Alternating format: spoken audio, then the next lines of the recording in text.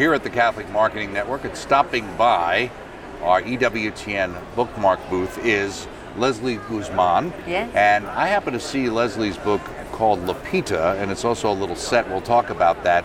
It's something I hadn't seen before, but it's such a cute little book. I figured we had to talk to her for a few minutes about it.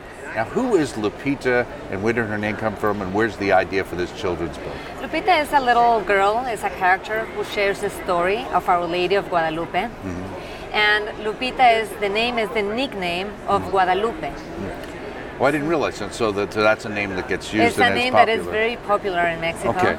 So the story here, which is really cute too, it strikes me that now she turns out to be, she's Juan Diego's cousin. Yes. And so she's then Juan Diego's uncle, we always hear about, who gets sick. That's her father in the story, right? Yes. Okay. In the story, yeah. Now this is a character that you've created, right? Yes, into the Lupita's mix, right? a character that we created. And what is the point of having her, besides the fact that it's bilingual, it's in English and in Spanish, and in rhyme as well? It's a rhyme. And I was going to ask you, is it harder to rhyme the English or the Spanish? I think for me, it's more difficult to rhyme the English. But okay. I can rhyme Spanish, so luckily we have an American creator and a Mexican creator, and we can both rhyme it in both languages. Yes. So in a sense, she's observing what's going on, right? She's observing from the kids' perspective. So in a way, like I have 3 boys, and I've lived in U.S. for many years. So one of the things I wanted is to reinforce in my kids like our traditions, our heritage, and it was for me a way in which I can have kids connect with a super important story of Our Lady of Guadalupe in a way in which they can also bring the values that she shares with us to life during the Christmas season. Right, and also throughout the pages here, there's, I think it's an eagle that shows up in a lot of these pages. Yes, And was there a reason you did that, or? No, like the eagle was, it's at the beginning of the book because the story happens in Mexico. Right. And the eagle was what the Aztecs found where they were going to place their city. Okay. And in fact, if you see the Mexican flag, there's an eagle in between in the Mexican flag. Oh, okay. So that's where the eagle comes from because it was very relevant for the Mexican, for the Aztecs. And then Lupita, what she did, she unified the Spaniards with the Indians, creating kind of that union. Meaning Our Lady of Guadalupe. Absolutely, exactly. When we say that. So then the eagle is just then an interesting element that is in all pages just as a fun fact. So you get the traditional story of Our Lady of Guadalupe as seen from her perspective, a young child's perspective on it. And everybody we celebrate it with a posada. What's a posada? People hear that. They don't always understand what that means. Posada is a celebration that starts in December 16th. And it's a celebration where we get to celebrate Navidad, which is Christmas. And then we have a piñata, and in the piñata you receive, like when you break it, you have all the blessings coming from the season. Along with some candy or something along that? We have candy, and we have also a little fruit that we have in the piñatas. Right. And then it's like a celebration. Well, it's interesting. You go through there, and then all of a sudden you hit this part that says, "My story's not over." Exactly. What happens towards the end of the book? What happens is that something magical happens. So Lupita receives a letter, and in that letter she has a mission to help and inspire kids to do good and make others smile. Okay. Where did that letter come from? That letter, we don't know. We're not sure, but we probably think that it was a magical letter that she received. Or at least Our Lady might have had something to do with it, right? I think so. I think she did something with it. Right. And with that, like, she wants others to, like, she's inspiring kids to remember what the Christmas season is about. Right. It's about giving, not only receiving gifts, so they need to make others smile. It's bigger than also doing good, because making others smile means that I need to know you so that I make you smile, not only do good in a superficial way. Right. And so letters, she gets a letter, and then there's something about doing something with letters, right? So in the letters, the kids share with little letters that they give to Lupita, the good deeds and the good actions that they did, and then they can even write a little letter, or they can share it with their parents. But we also have an app that you can download in the Apple Store, and in that app the kids can send the letters to Lupita, and at the end of the season in January 6th they can send a letter to the Three Kings with what they want, but also with proud of all the good things that they did during the season. Right. And there's actually, as you've got on your lap there's a little doll that goes with it that represents Lupita. And also you've got, inside, you've got like a, we'll try and show that later if we can't see it now, but this little we have this calendar, right? Yeah. A little calendar there.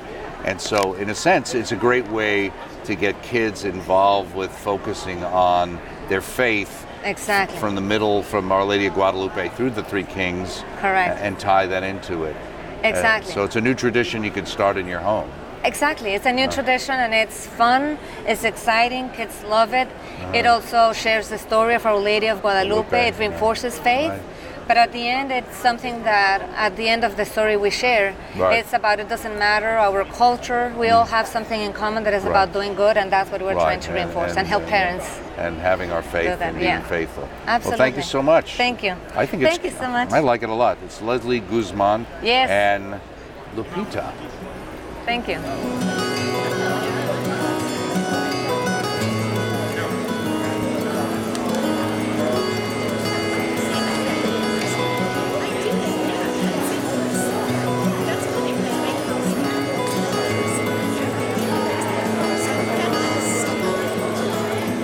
And we're continuing here in our Bookmark booth at the Catholic Marketing Network, and stopping by is author Nellie Edwards, and this book is Jacinta's Miracle Veil, a Fatima Forever book. Well, I love Fatima title, and it's interesting because you acted to the artwork and the title, and it's interesting because you actually have other well-known artwork, right? Yes, by God's grace, I began doing fine art, sacred art in 2007. After receiving an inspiration to do a portrait of Blessed Kateri Tekakwitha. Right. And that ended up as the canonization issue cover of Columbia Magazine. Wow, that's great. Being requested, and many amazing graces resulting therefrom. Now, is this your first book? Yes, it is. And I honestly had no idea of writing a book. Right. I was actually taking downtime from doing the fine art, sort of refinement to the Immaculate Heart of Mary, and just doodling a little girl's face. And suddenly I'm putting her in a First Communion dress and veil and thinking, well, this could make a really cute little book cover for a children's book. Right. Now we think of Jacinta, we say Saint Jacinta now, Fatima. Now this isn't the Jacinta, but this is someone who's named after her. Yes. And is there a connection by the fact that she's named after her? Well, it's just really something that came to me that this little girl needs to bring out the message of Jacinta. Which is what in your mind? Well, the sacrificial love, the humility, the desire to bring about conversion of sinners by penance and sacrificial acts. Right, exactly. Yeah. Now, what's interesting with this is that it's written in verse. There's sections that are just written, normally in prose, and then there's verse. Did you start with the verse and then decide to put some prose in? Did you write the prose and then suddenly the verse came to you, or what? It truly seemed very organic to me. Like the storyline just flooded my mind because I had no idea of writing a children's book. I had no idea of writing a book at all, and so after doing the illustration, which I didn't see it that way, but I just realized suddenly this needs to be the story. It comes to me, and I begin with the narrative, and then suddenly it's just evolving into the rhyming to tell the story, because I love poetry, I love rhyming. And I do that a lot with my kids when they were little, and now my grandchildren, my 25 grand blessings. And I enjoy that, and so I know children really, it resonates with kids. Yeah, it's memorable. It's kind of thing they can remember. I have children that have told me that they have memorized these verses. Now, when did the artwork come into play? So, did you lay out the story, write everything, and then decide to do the artwork? Did it come? Well, how do you do that? I really was reticent to do the illustrating because I was not trained as an illustrator. And so it was actually a good friend of mine, Patty Armstrong, that told me, she said, Nellie, because it was 3 years later and I still had not done anything but the cover. And she said, look, God gave you a sudden talent for the fine art. Don't you think he can equip you to do the illustrating too? Right. And so then I just said, yes, Lord, I want to be whatever you want me to do. Right. Let me just do it to your glory. And one after another began to turn out. And I feel like they were really guided. Well, somebody who doesn't know, they might hear, well, if you do art, what's the difference between fine art and illustrating? What's the difference? Big difference. You have to make that character look like the same person in every different scenario. I see. Right, okay. And, you know, profile and different angles of that particular character. Right. And so I knew it would be very challenging, but I feel like the Lord let me, you know, convince. Ended up convincing. Right. Now you also talk about in your past about your great pro-life work and the things that you did over the years. How do you see that connecting to the message of Fatima? Well, I mean, the reason we're pro-life is that God gave us life to begin with, that we're made in his image and likeness, and here we have him, body, blood, soul, and divinity. He ordains that he will come to us as a tiny child in human form, taking on flesh and blood, to underscore how he values us. And so this, of course, is our source and summit of our faith, is the Holy Eucharist. And I believe that when children really get that there would be no room in their minds and hearts to allow for degradation of human life in any way. So it's named Jacinta's Miracle Veil. Now it's not obviously a miracle in the sense that we might think loaves and the fishes, but what kind of miracle is it? Okay, so it ends up being a miracle that she did not pray for. She wanted to find her great-grandmother's veil because her mother told her she would feel so special. But she wanted actually to be standing out from the other children on her first communion day. And then ultimately she realizes the real miracle is Jesus' love, his body, blood, soul, and divinity. By her mother and father bringing in the message of Fatima, introducing her to Jacinta of Fatima and the message of Fatima, her little heart is then reoriented, and by the time she makes her first communion, she realizes, you know, a miracle veil I prayed for, so all would notice me. I'm thankful for my parents who helped me truly see the miracle is Jesus' love, his life poured out for me, his body, blood, and soul, and his divinity. I know that I am special, not due to dress of lace, but just because he loves me, a miracle of grace. Right. So how long would it take you, I'm showing you're not a poetess on a regular basis, for you to actually write verse like that, in the sense of sitting down and coming up with not only so that it actually tells the appropriate story, just doesn't rhyme. It truly came just almost, I don't want to say effortlessly. I had to keep tweaking it. But in essence, it really, I felt that it was almost like taking dictation. Really? Okay. Honestly, yeah. Okay. Now, this book itself obviously would be perfect for a parent or grandparent to buy, for a child who's preparing for First Communion, especially a girl. But you would say not only that. Not only, no, because the story teaches so many important lessons about prayer, the power of prayer, divine providence, sacrificial love, humility, the reality of the real presence is something we want to encourage children to really value. Not just even on Sunday, but as they get older, then to be able to participate in daily Mass, daily Eucharist, and equip them spiritually to really fight the battle that we're seeing in this day and age.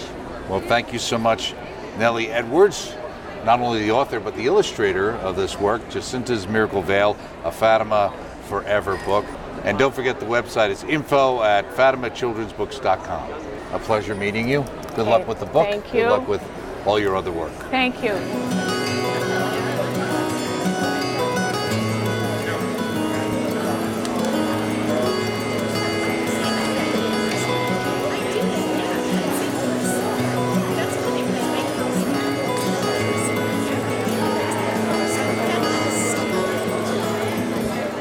here at the Bookmark booth at the CMN here in Chicago, and stopping by is one of the daughters of St. Paul, Sister Marlyn. Yes. It's nice to meet you nice here. Nice to meet you, Doug. And you're working with Pauline Press then? Yes, with Pauline Books and Media. Okay. And that's run by the Daughters of St. Paul? Yes, and that's the order I belong to. Yes. Okay, good. Now, we've got a couple of books here. At least one of them you had direct involvement. Well, you have other involvement with it in editing, but this one you had it actually in writing. The first one is Mary and the Little Shepherds of Fatima. Yes. So what's your connection with them? Did you just decide, Pauline said, well, it's the Fatima year, we got to get some Fatima books out, the 100th anniversary, or was there another connection for you? Well, yes, to wanting to do something special for our Blessed Mother, considering it's the 100th anniversary. But more importantly, I jumped at the chance, along with Jamie Stewart Wolfe, who helped write the book. Okay. We jumped at the chance of being the ones to write the book because for me, the idea of helping children realize what a great role the Mother of God has given to 3 small, insignificant children. Right. I think, one of the things about their story is it's not that it's to priests or bishops or nuns or even adults. The message of peace, the message of prayer and of sacrifice was entrusted to them. And I couldn't wait to write something for kids. Why do you think that is, though? Why do you think Our Lady decided to do it that way? Because I think she wanted to show the world that there is nothing too small for God to listen to. Whatever sacrifice we can make, whatever prayer we can make, when we do it with our whole heart, that's what God wants. It's what God relishes in. And I think all of our little tiny things can lead to something like peace, can lead to something like love and joy in our world. And let's face it, our world really needs that right now. Well, I did notice when I was looking through the book the fact that you made the point that they were ordinary children.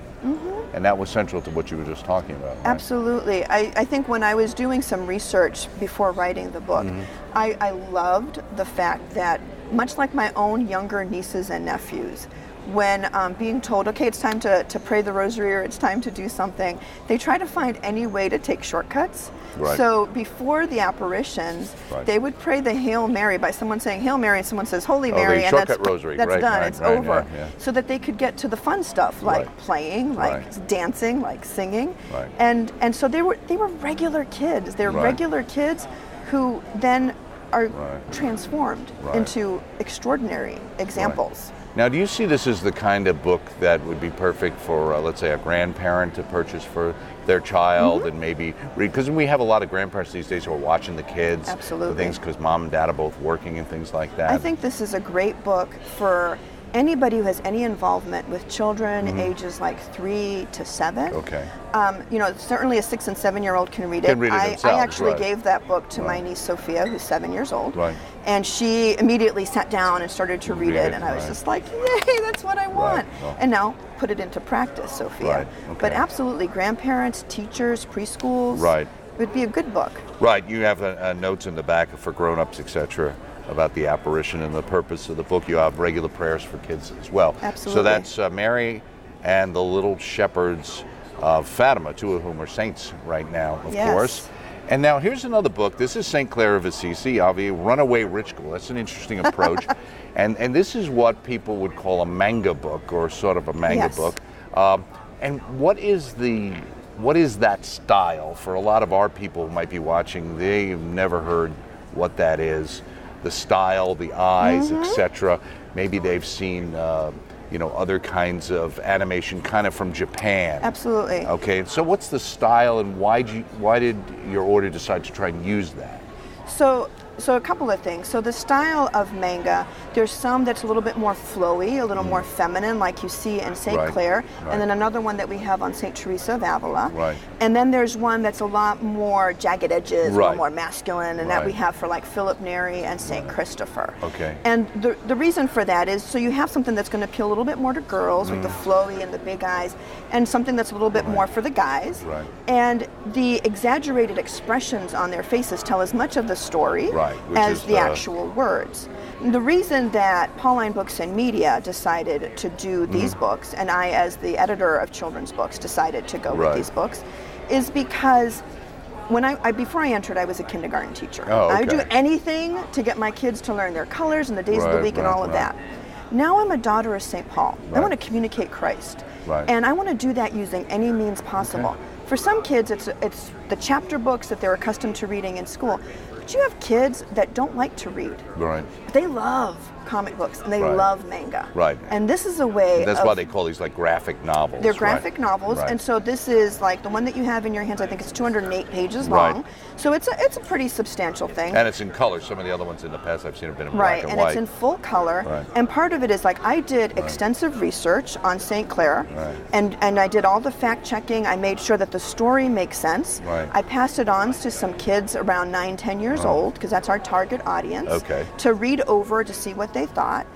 We want to make them fun. We want to make the saints accessible. Right. We want them to fall in love with the saints and want to be like St. Clare, like Right. Teresa, like Philip, like Christopher. So you see these in some ways as a gateway to get these people to start reading and start thinking about their faith in a Absolutely. positive way, not in a kind of just a stagnant way that they might be seeing. It's to get because they them- get a little older, they kind of leave behind certain things of our faith sometimes. Absolutely. Right? It's, in other words, it gets them to realize that it's important about our faith. Our faith is for all people, regardless of whether you love to read and you could read 10 books in a week, or if it takes you, Right. 10 weeks to read one book. Exactly. So Good point. when we did this, what was surprising to me, what we heard from our sisters is there's a lot of adults reading these because they grew up with manga Right. and they want them. Right. And so actually we're having a lot of men and women college age who are buying them because they love them. And maybe in some cases they didn't know the stories because they missed didn't. out in between. Let me ask you one question. Sometimes somebody might look at this and they'd say, wow, the style of this looks a little different. It's kind of strange. I'm not comfortable. What would you say to somebody who's thinking, well, maybe I'd buy this for my child, but I'm not sure my grandson or my granddaughter. Is it okay? So what I would say is, and this is what I even say to my own sisters who didn't grow up perhaps reading these, and that is, with great respect and love, it's not for you. Right. It's for that age group. Right. And if you show it to that age group, they love it. Like I've seen it where kids come up and they see all of our books and they're drawn immediately to the graphic novel and they're like, oh, Mom, can I have this? Right. And Okay. I know like your child is saying, can I have this graphic novel? And the adult is saying, you want something on the life of St. Clare? You got it. Right. And what a beautiful way to help them discover the richness of this amazing saint. Okay. So it's for, yes. Something to think about, an interesting approach. This one is St. Clare of Assisi, Runaway Rich Girl, and Mary and the Little Shepherds of Fatima, a little more traditional but straightforward, by the Daughters of St. Paul. Thank you so much, Thank Sister you. Marlyn. And we are here at the Catholic Marketing Network in Chicago.